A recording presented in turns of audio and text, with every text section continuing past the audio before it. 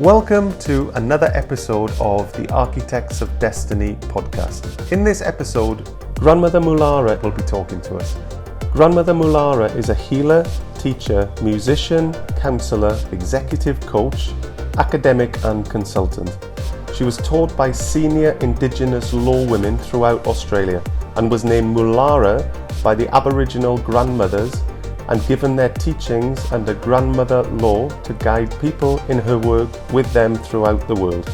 Grandmother Mulara has worked internationally, including as a delegate to the Women's United Nations Conference in Beijing, has researched at PhD level into values, ethics, leadership, and has received numerous awards for her work, including Australia's Prime Minister's Award of Merit. Grandmother Mulara shares with us the wisdom of Aboriginal prophecy of the new dreaming, the era when people will unite despite their cultural differences and walk together side by side as one humanity. It is our absolute pleasure to welcome Grandmother Mulara to the Architects of Destiny podcast. Grandmother Mulara, thank you so much for answering our invitation and coming on to the Architects of Destiny podcast. Welcome from our audience. I first came across you very recently watching Charlie Ward's podcast, and I straight away connected to the wisdom, to the energy, and your wisdom is something that our audience needs. That's why I decided to reach out to you. And thank you so much for answering our invitation, because as an Aboriginal grandmother, as a keeper of the law, you have generations of knowledge behind you and wisdom. And for us, people who are perhaps just spiritually awakening in relative terms, to connect to that generational wisdom is an absolute honor. And because we are here, because we want to build a better world, we call it the new earth, you call it the new dreaming. And for us, it's so important that the voice of the First Nation people is also heard in this space. So welcome to the Architects of Destiny podcast. Well, thank you for the invitation. It's always good to speak to people who are keen to learn and to grow, particularly spiritually and particularly at this time. Absolutely. I just wonder if you could just speak into, and I've always been sort of fascinated with Aboriginal culture. I really have. And, you know, it's when you look back, you're looking at a history which goes back such a long way, and you know, you've got the evidence of this, and it's kind of I'm so interested in the spiritual aspect of this, and I remember we lived in Australia for a time, and I remember I went to Broome, and sort of we did like an astronomy tour, I believe. Yes. It was, and I found out sort of a snippet that the gentleman who was running this, he had permission from the custodian of a story. He's one of the elders within that region to be able to talk about sort of the what was the turtle, I believe, within the stars. But I just wonder if if we can kick off by just if you could explain to our listeners sort of the different, what dreamtime would be for your culture, and then maybe we can go into things like the song lines and history and things like that, if that would be okay. I think we need to go back to the beginning. You're asking a lot of questions. Let's go back to the beginning, because we obviously, the podcast is forward focused about the new earth, but let's start from the start. So it seems important for Western culture to have a number of how many years our culture has been thriving. But really, we say since the beginning of time, or since the dawn of creation, we've been here. In my country, so I come from the northern, my lineage, one of my lineages comes through the Northern Flinders Ranges in South Australia. So that's the outback, true outback, like in the centre of Australia. And, you know, we say that we've always been here. We had the dinosaurs roam in that country. We have Planetosaurus whatever that's called, scientists go out to our country, and we've got areas, specifically cut off from the general public for the scientists to work with. So we actually had we had the megafauna, huge wombats were 4 foot high, and huge dinosaurs, et cetera, et cetera. So we also had huge people, giants, but that's another story. So if we go back to the beginning and we say we've always been here, and so the dawn of creation, that spark of creation that lit the Earth's consciousness. So Earth started off as a rock and became a super consciousness being through an impulse that came through the universe. And then the impulse, did its work. And what we say is the dream time, this is the dream time, the time before time before time before time, in the beginning, where creation began. And so we have our creation stories across the continent.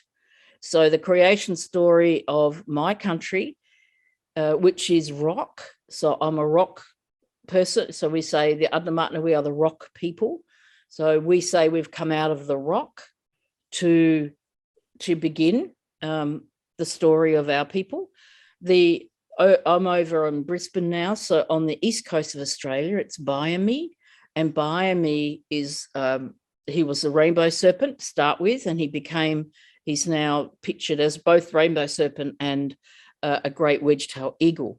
And so he was responsible for the stories of him marrying Mother Earth, basically, that produced the children, but being the rainbow serpent, to travel across the country in the landscape and make the formations.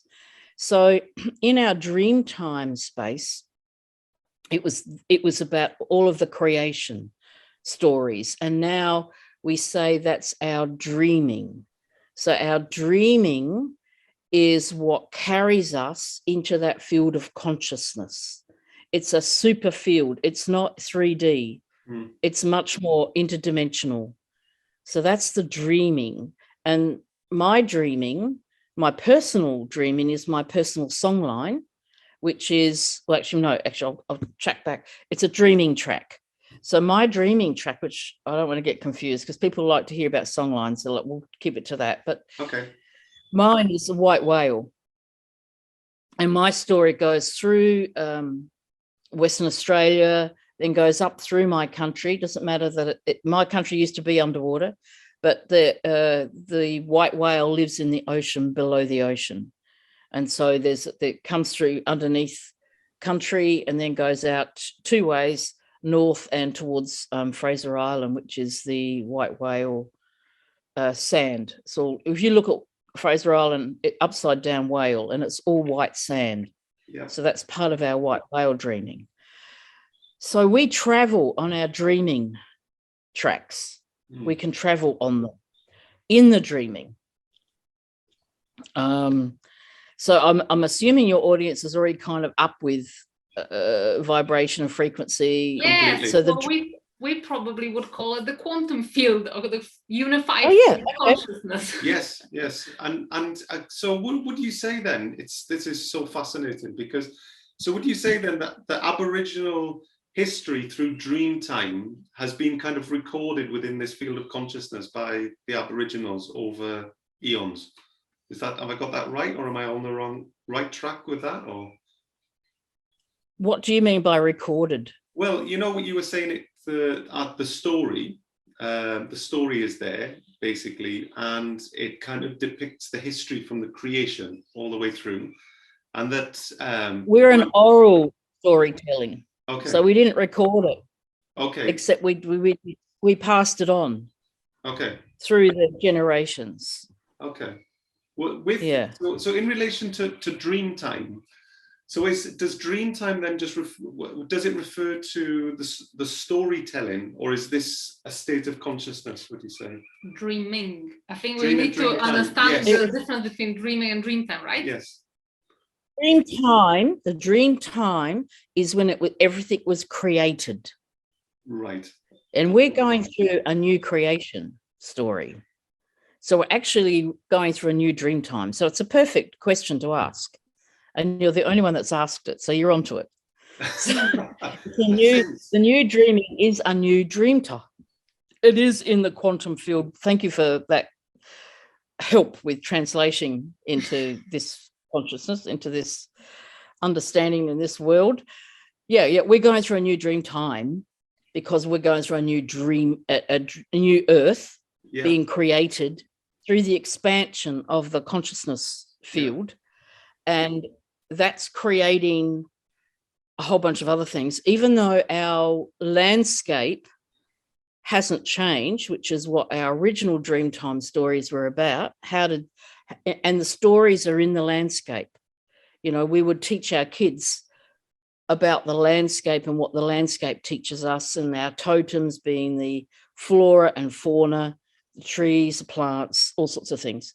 And so we use that as our teaching of how things came into existence. So the new dream time is right now that all of us are co-creating a new future. And I'm calling it, and I've been told to call it, a new dreaming, so that we dream ourselves up into that field. Beautiful. Dreaming is a really strong it's a strong, powerful spiritual power of how we, the lessons we have in our life. And as a mob, as a tribe, our dreaming story is a very important story, because in it has both the story of creation, but also the story of how to live right way and how to keep everything alive, which is our mission. Do you see in the new dreaming, do you see this new world that we're stepping into where everybody's stepping forward as one together? Is that something that you foresee? Okay, yeah. So my elders and my teachers, so I acknowledge them, all of the senior law women who've gone before me, who taught me, and acknowledge those who are going to come after me. They taught me that we are entering, in fact, we're in it. A new dreaming is coming, but we're in it now. So the new dreaming is a time-ish where white fella, black fella walk together, red fella, yellow fella walk together in the new dreaming as one under our original law, LORE. Under our original, Aboriginal law or Indigenous law, depending on which part, how you use it. Here in the mainland, it's Aboriginal. And then we have the Torres Strait Islanders, who are also Indigenous, but not Aboriginal, different group of people. So that's why we say Aboriginal and Torres Strait Islanders. But an Indigenous would encompass both. But Aboriginal is my real authority, and it's about the whole mainland of Australia.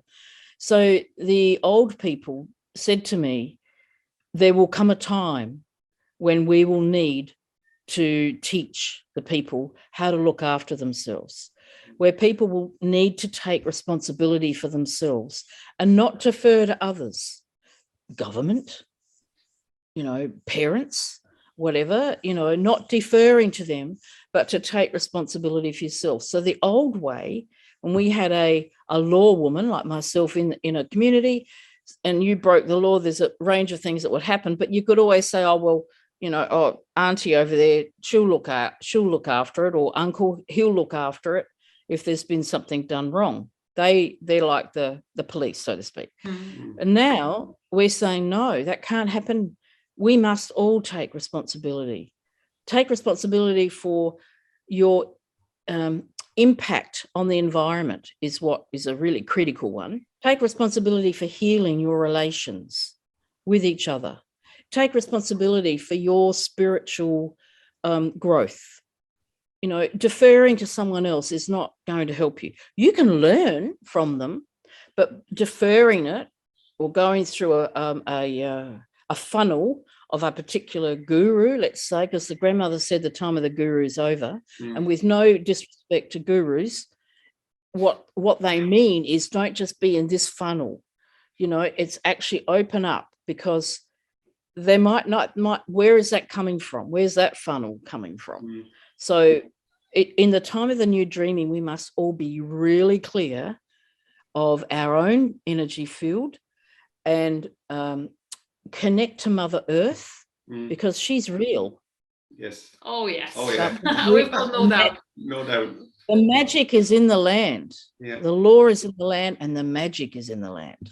I would like to speak to you about that, about the magic in the land and connecting to Mother Earth, because I, as a woman, I'm naturally more connected to the land than, let's say, my husband, who's more connected to the cosmos and cosmic energies. But it happened to me on multiple occasions where I connected to the land, and I channel it in the form of sounds. We call it light language, but I don't really like the name. But I channel different energies in the form of sound. And the first time, it usually were cosmic energies. But there was this one occasion we went to Broome. We went to the for those of you who are not from Australia and listening, it's north part of Western Australia. And I sat on rocks, on beautiful rocks next to dinosaur footprints. And it was very quiet because it's not many people there. It was just a quiet space. I just started meditating,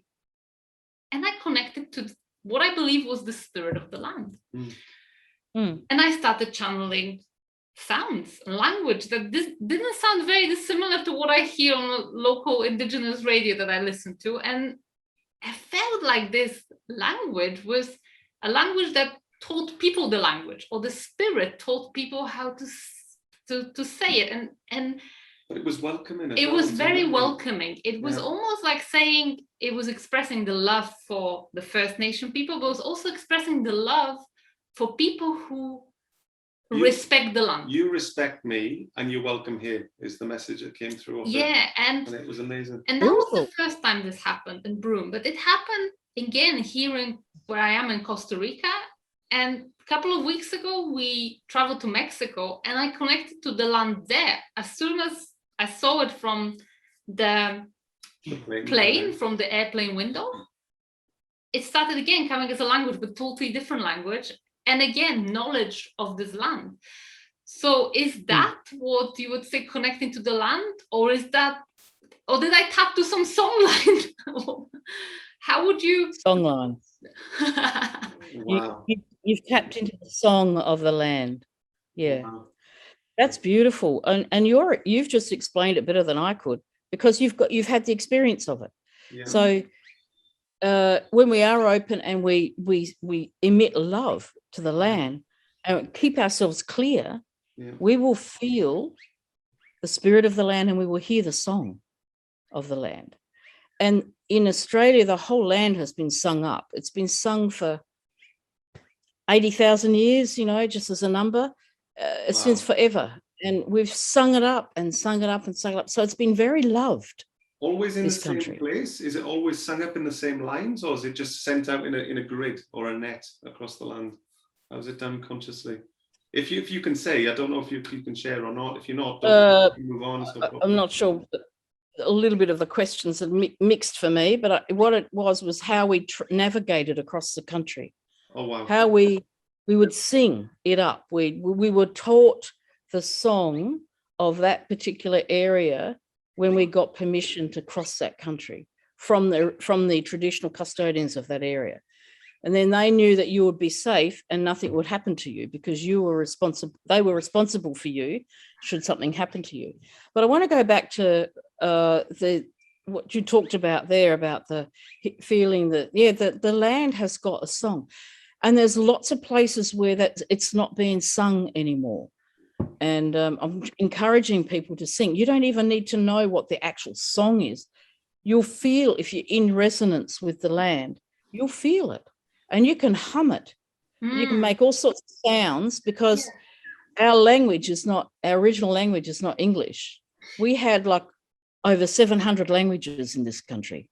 before we were invaded.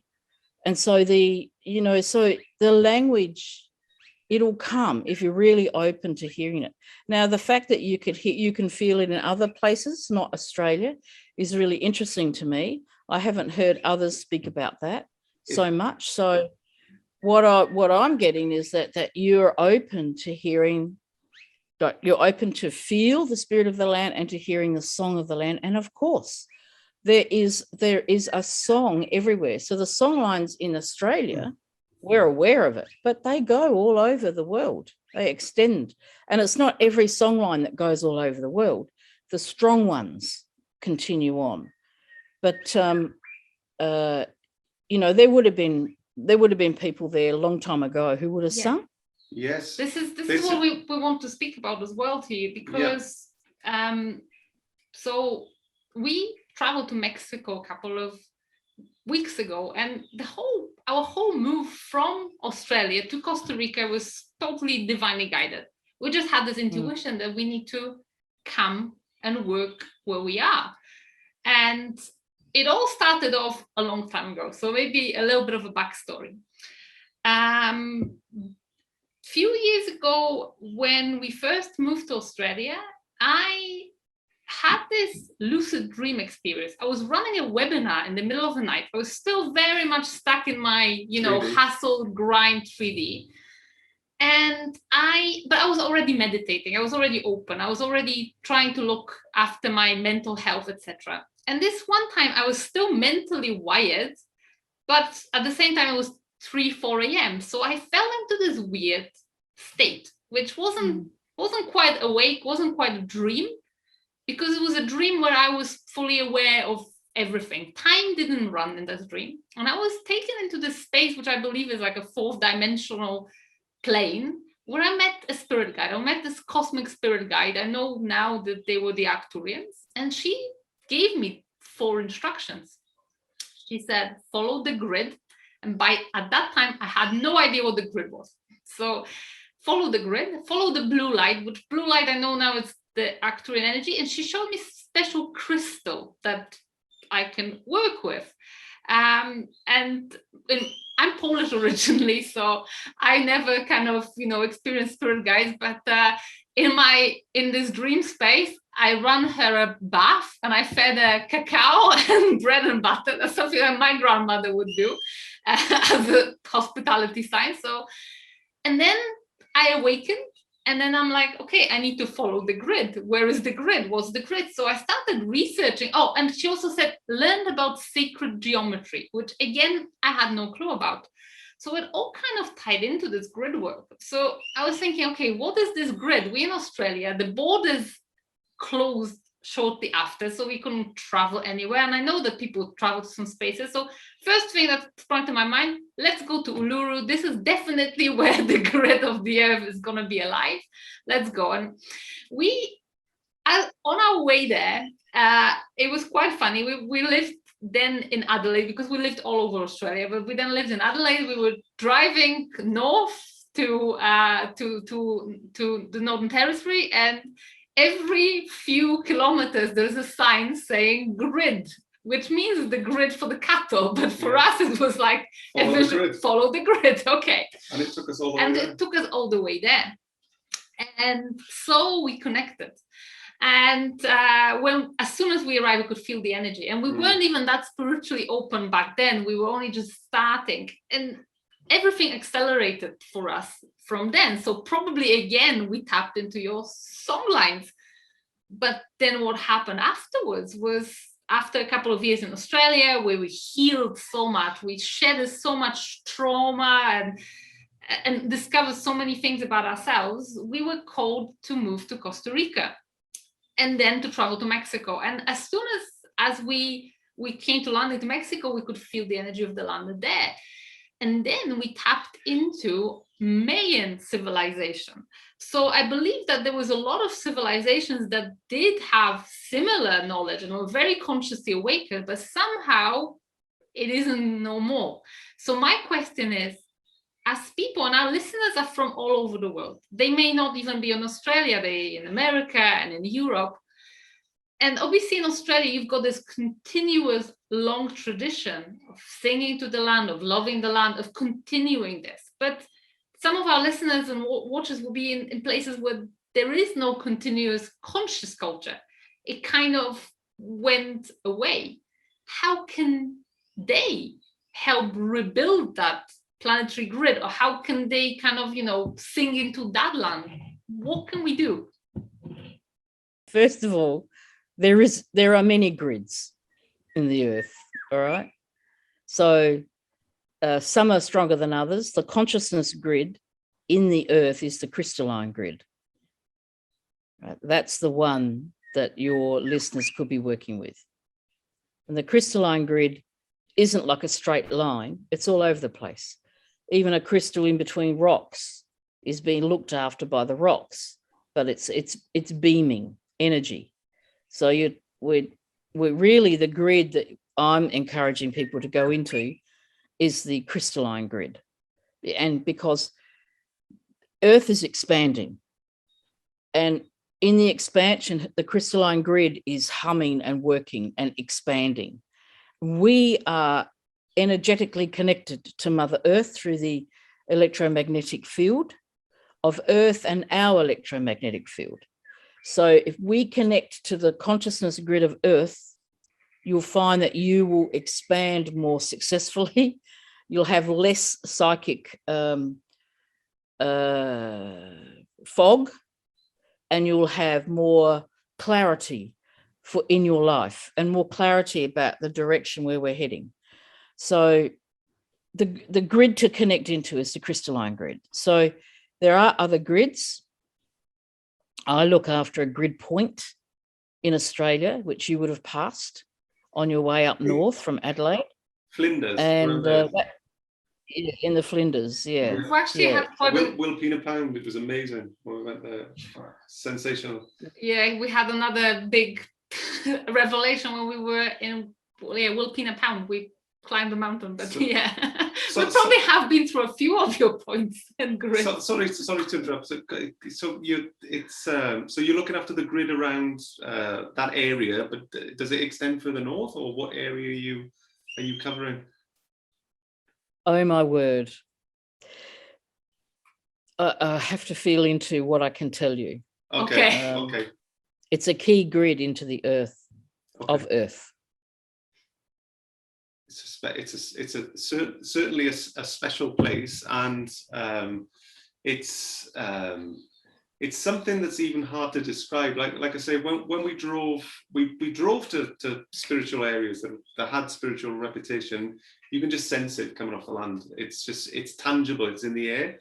And especially when we got to Uluru and I saw this for the first time, and I could just see within my consciousness, I could see this huge beam of energy coming out the top of Uluru, and it was just data, history, information that you could tap into. It was incredible.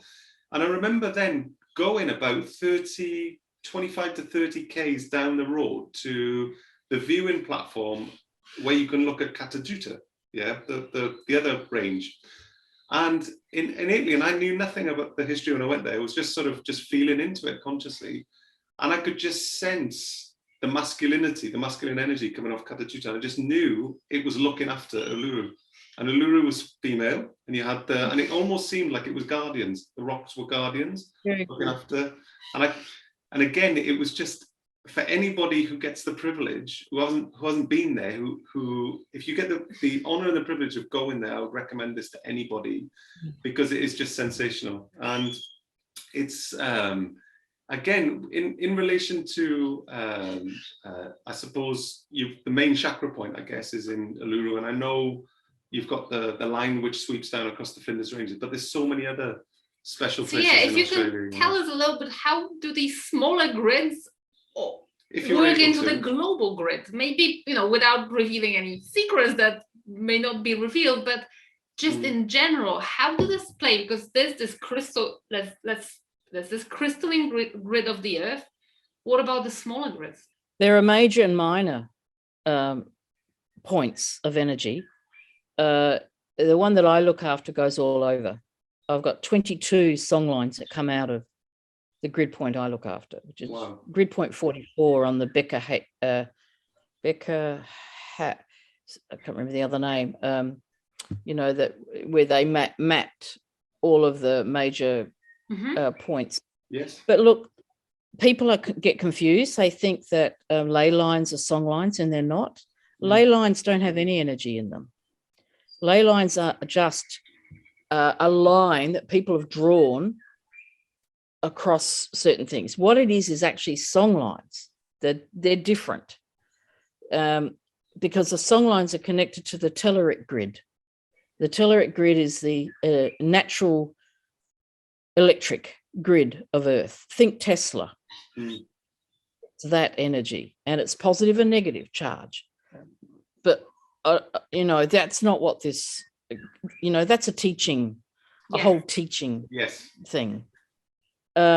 What you really want to know. So I'm just giving you enough information to be able to work with it without putting more on top of it, and you haven't been through initiation and haven't been, in proper relationship with me and the earth and the teachings that come through me and all of that as a guardian. So I'm just explaining what you can work with so that you can connect into that.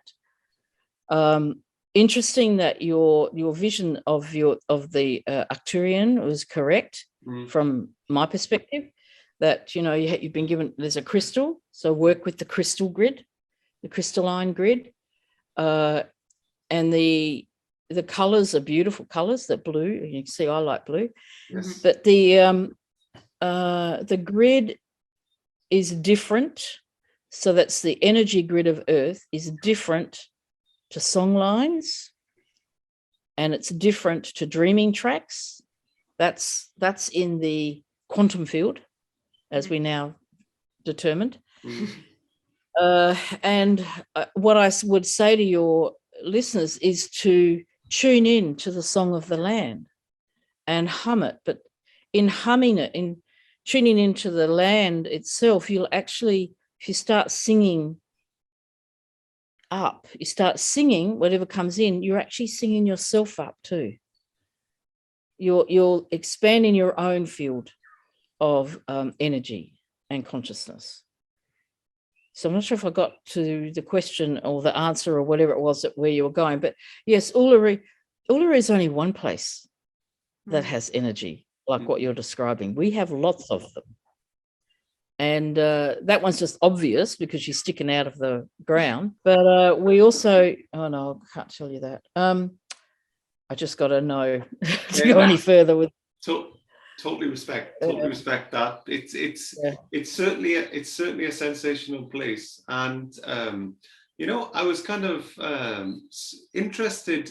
I just want to quickly you might find this interesting. I'll just quickly explain about the Mayan, just something I discovered consciously when we were there. And when we were driving to the Yucatan region, which is where all these Mayan pyramid sites are, they're all dotted around the place on the Yucatan Peninsula in Mexico. And it's a really energetically charged place.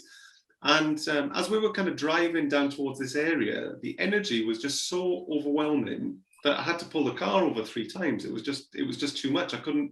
My mind seemed like it was speeding up. I couldn't think straight. And we were driving at sort of 100 k's an hour. I was like, I need to pull over it 3 times.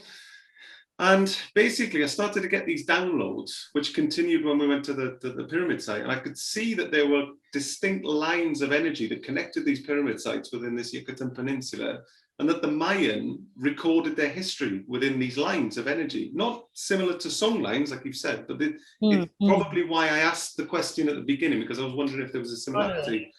But it just showed me that these Mayan civilization, Aztec civilization, everybody's working with consciousness. We believe these days that we're super advanced but consciously we've not. We're on catch up, aren't we? And I was just, in relation to, anything else which is sung into the land. Is there any sort of other conscious work that is being done by Aboriginal culture in that continent of Australia that you could share? Well, you have to appreciate that, colonization has really affected our peoples.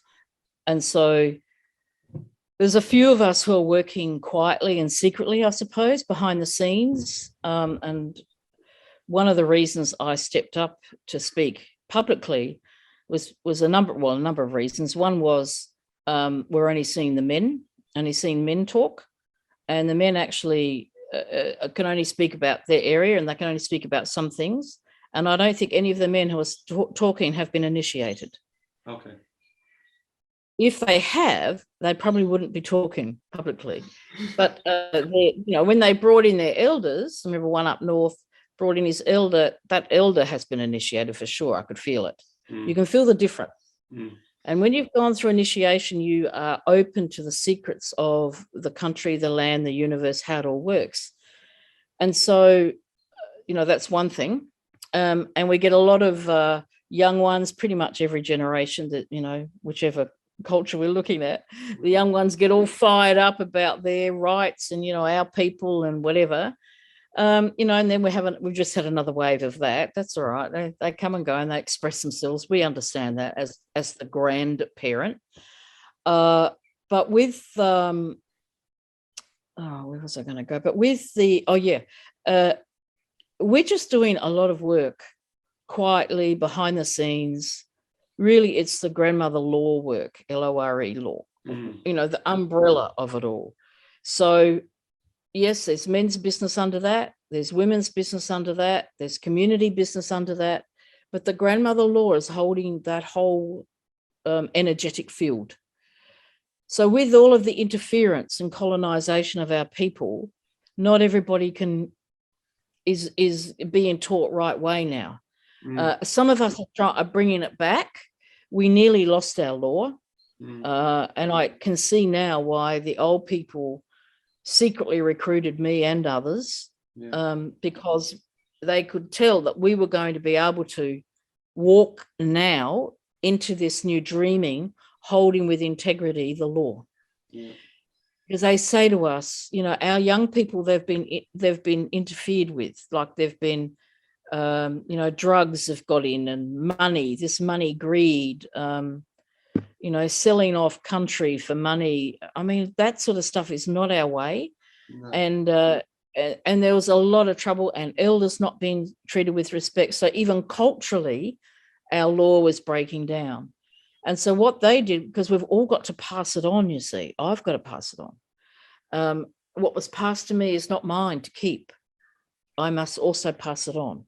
And so I've had to grow people up to be able to receive those teachings at the higher level, so that they will be passed on to the next generations. So we're at a crossroad here, and this is why the new dreaming, why the prophecy of the new dreaming is that we must now carry it forward, and it feels very strong to do that. So to bring a woman's voice into the public, I felt was very important from an Aboriginal perspective of this country, because this country, it's got to happen here first. Yeah. All the Indigenous people around the world, mine included, know that if it hasn't happened in Australia, it won't be happening.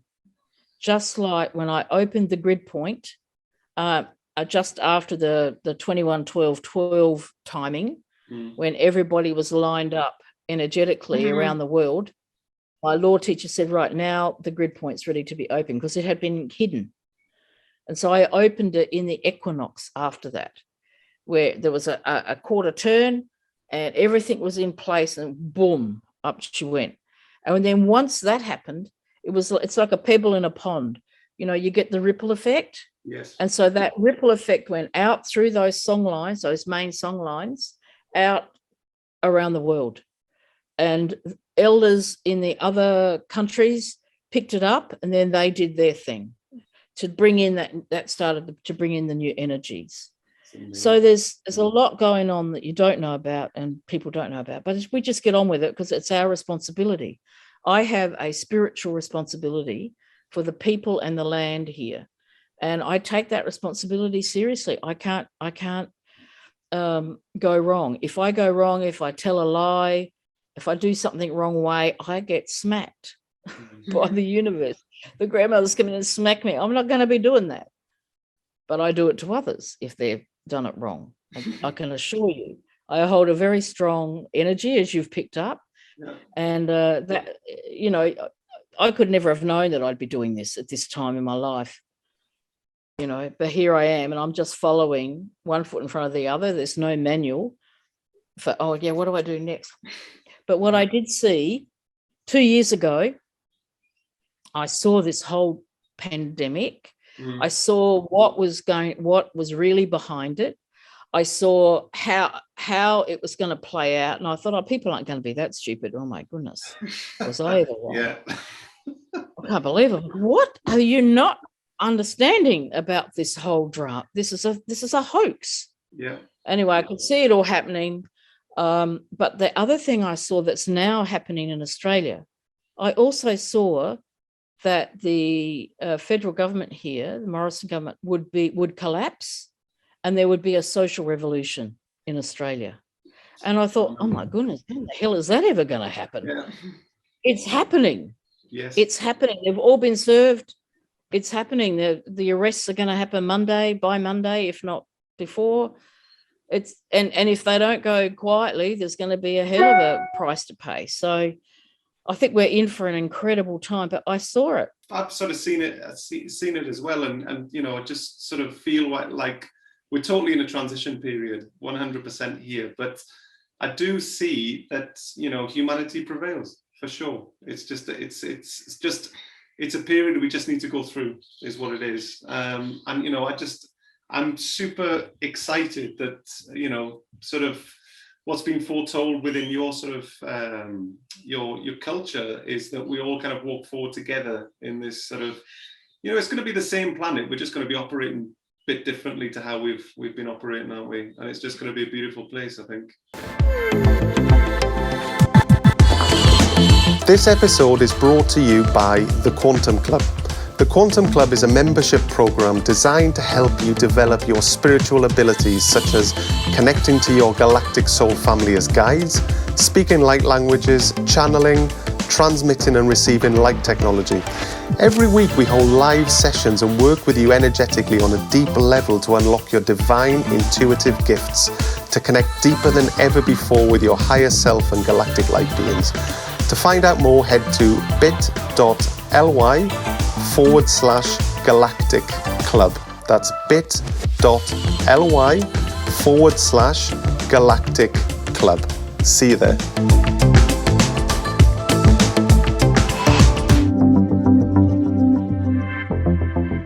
What's going to happen is that all of the false illusion is going to drop away, and the truth will be revealed.